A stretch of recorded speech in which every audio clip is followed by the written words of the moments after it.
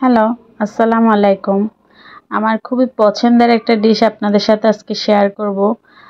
ভাবলাম অনেকগুলো যেহেতু বাসায় নিয়ে এসেছে, এখন নাকি সিজনাল চলছে, অনেক বেশি পাওয়া যাচ্ছে, তাই বেশি করে এনে ট্রাই করলাম।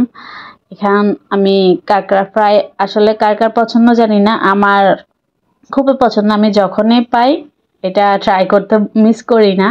আমি ভালো করে ওয়াশ করে তারপর এগুলো হলুদ আর লবণ দিয়ে ভালো করে ওয়াশ করে নিয়েছি, কারণ একটাতে আবার খুব বাজে একটা স্মেল বের হয় কাঁচা অবস্থায় থাকা।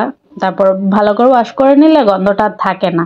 তারপর এখানে আমি তেল দিয়ে অল্প 2-3টা পেঁয়াজ কুচি দিয়ে, তারপর বেশি না 2-3টা রসুন কুচি দিয়ে আমি একটু লাল করে নিচ্ছি, ব্রাউন টাইপের হলে হয়। তারপর এখানে অল্প একটু হলুদের গুঁড়া ইউজ করেছি, একটু মরিচের গুঁড়াও ইউজ করছি, তারপর একটু গরম মশলার গুঁড়িও ইউজ করেছি। অল্প অল্প মরিচ মশলা, বেশি দিলে আবার মশলাটাই কেমন লাগবে, সেজন্য অল্প পরিমাণ দিলে হয়ে যায়। তারপর আমি অল্প পরিমাণ পানি দিয়ে লবণ দিয়ে নিলাম।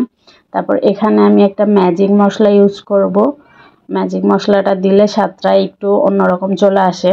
তারপর এখানে আমি ঝালের ব্যালেন্স করার জন্য হাফ চামচ, যে একটু কম, চিনি অ্যাড করেছি। তারপর আমি এখানে টমেটোর পিউরি দিয়ে নিচ্ছি। টমেটোর পিউরি ছিল আমার কাছে, তাই আমি টমেটোর পিউরিটা দিয়েছি। আপনারা চাইলে টমেটো সসটাও ইউজ করতে পারেন, তাতে স্বাদের কোনো কমতি হবে না। তারপর এখানে আমি এগুলো কাঁকড়াগুলো, ওয়াশ করা কাঁকড়াগুলো আমি দিয়ে ভালো করে এগুলো মিশিয়ে নিচ্ছি মশলার সাথে। মশলার সাথে মিশানোর পর আমি কিছুক্ষণের জন্য ঢাকনা দিয়ে রেখে দিব মিডিয়াম আঁচে, তাতে করে আমার মশলাগুলোও ঢুকবে। তারপর এখানে একটা তেল বের হবে, যেটাতে কাঁকড়া ফ্রাইয়ের মধ্যে একটু তেল তেল ভাবটা চলে আসবে। আমি এখানে কাঁচামরিচ কুচিও দিয়েছি।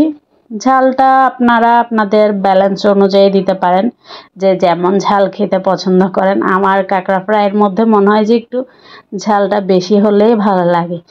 দেখুন একটু পরে আমি আস্তে আস্তে দেখছি তেল উঠে গেছে অলরেডি। তাই কাঁকড়া ফ্রাইয়ের মধ্যে একদম তেলের পরিমাণ কম দিলেই চলে, এটাও অটোমেটিক কাঁকড়া থেকে তেল ওঠা শুরু করে। তারপর এখানে আমি এক টুকরো আবার লেবুর রস দিয়ে নিলাম, গ্রানটা যেন ভালো আসে। অলরেডি আমার কাঁকড়া ফ্রাই রান্না হয়ে গেছে। আশা করছি আপনাদের কাছেও ভালো লাগছে। আর আমার রান্নাটা যদি সবার ভালো লেগে থাকে, অবশ্যই লাইক কমেন্ট শেয়ার করতে ভুলবেন না প্লিজ। আজকের মতো এখানেই বিদায় নিচ্ছি। সবাই ভালো থাকবেন। আল্লাহ হাফেজ, টাটা।